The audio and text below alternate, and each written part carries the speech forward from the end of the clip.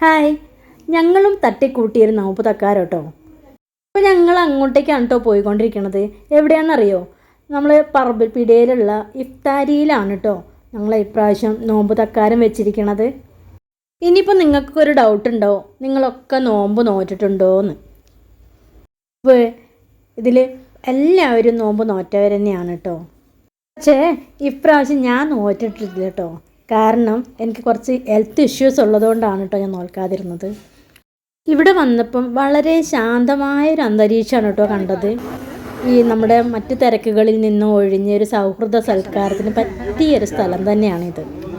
അതായത് ഞങ്ങളെപ്പോലെ കുറച്ചൊരു ചെറിയ ടീമിന് സമ്മേളിക്കാൻ പറ്റുന്ന, ഒത്തുകൂടാൻ പറ്റുന്ന ഒരു നല്ല സ്ഥലം.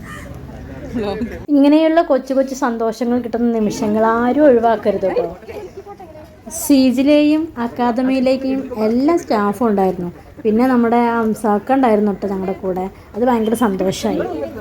എല്ലാ കൊല്ലവും കോളേജിൽ വെച്ച് നടക്കാറുണ്ടായിരുന്നെങ്കിൽ പോലും ഇപ്രാവശ്യം പെട്ടെന്ന് തട്ടിക്കൂട്ടി ഉണ്ടാക്കിയ ഒരു നോമ്പ് തുറക്കലായിരുന്നു ഇത്.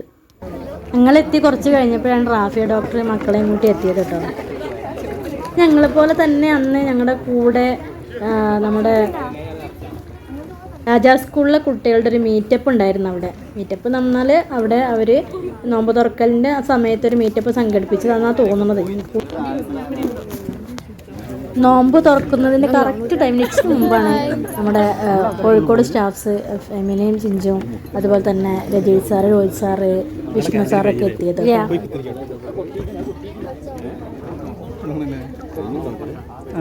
പിന്നെ ബാങ്ക് വിളിക്കായിട്ടുള്ള കാത്തിരിപ്പായിരുന്നു കേട്ടോ. കുറച്ച് നേരം ആ കാത്തിരിക്കുന്ന സമയത്ത് കുറേ നേരം എല്ലാവരും ഫോട്ടോ എടുത്തിട്ടും സംസാരിച്ചിട്ടും ഇങ്ങനെ ഇരുന്നു.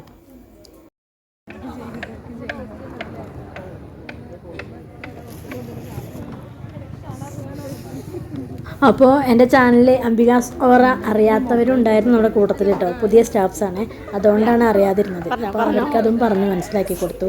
കാരണം എന്താ പറയുക, നമുക്കൊരു സബ്സ്ക്രൈബർ കിട്ടുക പറഞ്ഞാൽ ഭയങ്കര ആണല്ലോ.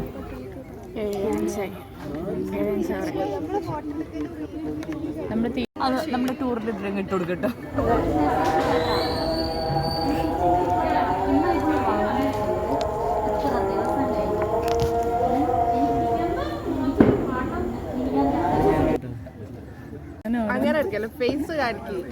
എടുക്കട്ടെ.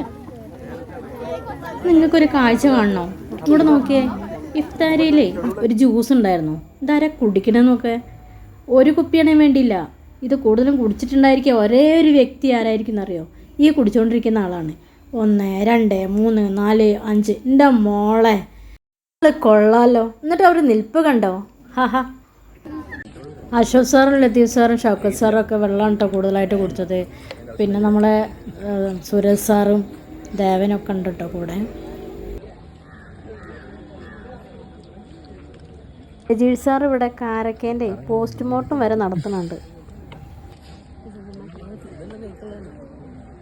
നോമ്പ് തുറന്ന് കുറച്ച് നേരം നമ്മൾ അവിടെ ഇവിടെയൊക്കെ പോയിട്ട് ഫോട്ടോസൊക്കെ എടുത്ത് ശേഷമാണ് കേട്ടോ നമ്മൾ ഫുഡ് കഴിക്കാനിരുന്നത്. ഒരു കാര്യം എനിക്ക് ഭയങ്കര ഇഷ്ടമായി. കാരണം എന്താ പറയുക, ഒരു നോമ്പ് തുറക്കൊക്കെ പോയി കഴിഞ്ഞാൽ ടേബിൾ നിറയെ ഭക്ഷണ പദാർത്ഥങ്ങളായിരിക്കും. ആരും ഒന്നും കഴിക്കില്ല, ഫുള്ള് വേസ്റ്റാക്കും. ഇവിടെ മിതമായ ഭക്ഷണമായിരുന്നു കേട്ടോ ഉണ്ടായിരുന്നത്. ബിരിയാണി വേണ്ടവർക്ക് ബിരിയാണി, മന്തി വേണ്ടവർക്ക് മന്തി. അപ്പോൾ ഞങ്ങൾ കൂടുതൽ പേരും കഴിച്ചിരുന്നത് ബിരിയാണിയാണ് കേട്ടോ. മന്തി വാങ്ങിച്ചവർക്ക് മന്തി മുഴുവൻ കഴിക്കാൻ കിട്ടിയിട്ടുണ്ടാവില്ല. കാരണം എന്താ പറയുക, എല്ലാവരും കഴിയിട്ട് വരികയായിരുന്നു.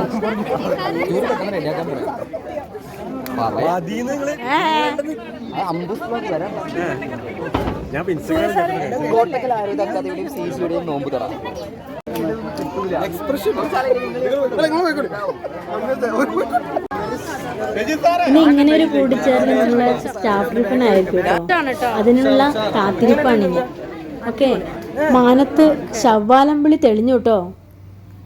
അപ്പോൾ നാളെ നമ്മൾ ചെറിയ പെരുന്നാളാണ് കേട്ടോ. എല്ലാവർക്കും സന്തോഷത്തോടെ ചെറിയ പെരുന്നാൾ ആശംസകൾ.